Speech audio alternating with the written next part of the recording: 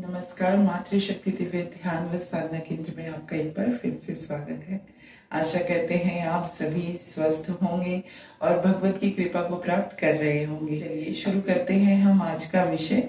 जैसा मैंने आपको पिछले वीडियो में कहा था 7 चक्रों का, जिसमें आपको पूरा विश्लेषण दिया है, उसके पश्चात आज हम अपने ऐसे चक्र के बारे में बात करेंगे जो हमारा मूल आधार है।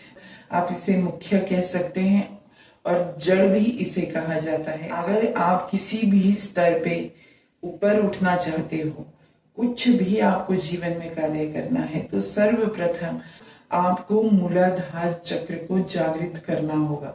और मूलाधार चक्र केवल आध्यात्मिक उन्नति के लिए ही नहीं है, ये सामाजिक उन्नति के लिए, आर्थिक उन्नति के लिए मूलाधार को ही प्रथम स्थान दिया जाता है, प्रथम उस पे फोकस किया जाता है, क्योंकि मूलाधार के देवता गणेश माने गए हैं। जो हम गणेश की पूजा करते हैं उसका अर्थ ये है कि आपको, अगर आप साधना क्षेत्र में हो या आपको कोई भी आगे की यात्रा करनी है, आप धन चाहते हो, आप अच्छे संबंध चाहते हो, अच्छा स्वास्थ्य चाहते हो, आपकी निर्णय क्षमता को बढ़ाना चाहते हो, अपनी बुद्धि को बढ़ाना चाहते हो, तो आपको सर्वप्रथम अपनी ऊर्जा को मूलाधार चक्र से ऊपर उठाना आवश्यक है। आपकी ये बहुत सारी प्रॉब्लम्स को ठीक कर सकता है मूलाधार।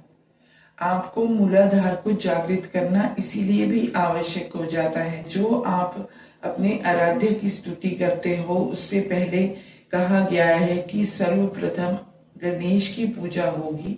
उसका क्या अर्थ है हमारे सनातन में, हमारे शास्त्रों में, हमारे योग शास्त्र में? उसका ये अर्थ है कि जो आप गणेश की पूजा करते हो तो आपको सर्वप्रथम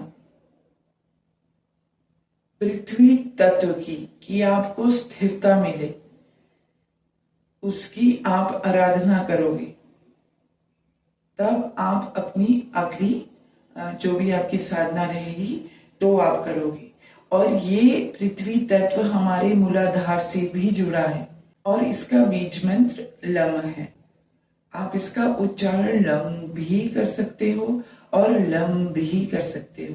सर्वप्रथम मूलाधार चक्र को जागृत करना है।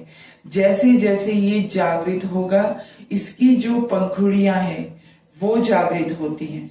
जो भी विघ्न आपके जीवन में रहता है, किसी भी कार्य क्षेत्र में, जब आप मूलाधार चक्र से अपनी ऊर्जा को ऊपर की ओर उठा देते हो, तब जाकर वो आपको सफलता देती है। तो हमें अपनी मूलाधार चक्र को जागृत करना इसीलिए भी आवश्यक हो जाता है। अब बात करते हैं इसके प्रतीक की। इसकी स्थिरता एक हाथी के समान है और उस हाथी पर उस कमल को दर्शाया जाता है। तो आज के जमाने में सभी लोग परेशान हैं। आप डिसाइड ही नहीं कर पा रहे हो, निर्णय ही नहीं ले पा रहे हो कि यदि आपको कोई साधना करनी है तो वो किस लिए करनी है। आप परमात्मा को पाना चाहते हो, वो किस लिए करना है। इन सब का जुड़ाव जो है वो हमारे मूला आधार से है। जब आप उसे जागृति अवस्था में लाने लग जाते हो तो आपके बहुत सारे संशय खुल जाते हैं। आप जो गणेश जी की पूजा करते हो, किन किन कारणों से करते हो, किन विघ्नों को हरने के लिए करते हो, चाहे आप साधना करो, चाहे आप धन चाहते हो, कोई भी चीज चाहते हो, आप मूलाधार को जब जागृत कर लेते हो तो आपका गणेश तत्व जागृत हो जाता है, आपका पृथ्वी तत्व जागृत हो जाता है।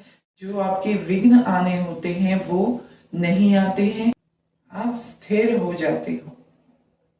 साधना में या उस इच्छा में स्थिरता आती है।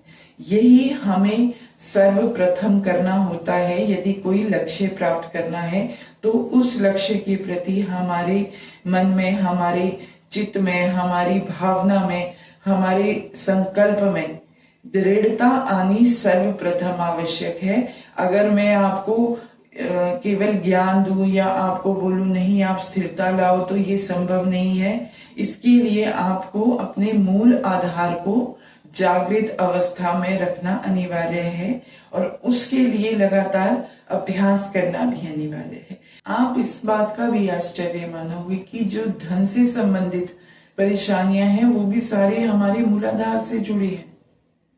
हाँ, ऊपर के जो हमारे चक्र होते हैं उनका भी उसमें अलग अलग कार्य है, परंतु आप सर्वप्रथम जो कारण देखोगे वो मूलाधार है, यानी कि गणेश है। यदि आपको लक्ष्मी तत्व को जागृत करना है अपने अंदर, तो आपको सर्वप्रथम गणेश तत्व को जागृत करना जरूरी हो जाता है। तो ये जो मूलाधार चक्र है, इसकी हम आने वाले समय में बहुत अच्छे से प्रैक्टिस करेंगे और इसको जागृत अवस्था में लेकर आएंगे। अभी हम बात करें कि जो लम की ऊर्जा है वो हमें पृथ्वी तत्व से भी जोड़ती है। जब आप पृथ्वी तत्व को जागृत करने के लिए, जैसे आपको मैंने प्रैक्टिस में ध्यान भी बता रखा है अपनी वीडियोस में, तो आप उसका प्रैक्टिस कीजिए पृथ्वी तत्व की। ऑटोमेटिकली आपका मूलाधार जागृत होने लग जाता है और फिर आप अध्यात्म के या अपने किसी भी लक्ष्य को प्राप्त करने के सक्षम हो जाते हो। मतलब आपको एक स्टैंप लग जाती है गणेश जी की तरफ से या आपके मूलाधार की तरफ से, आपके पृथ्वी तत्व की तरफ से, कि आप चलने योग्य हो चुके हो अपने लक्ष्य की ओर।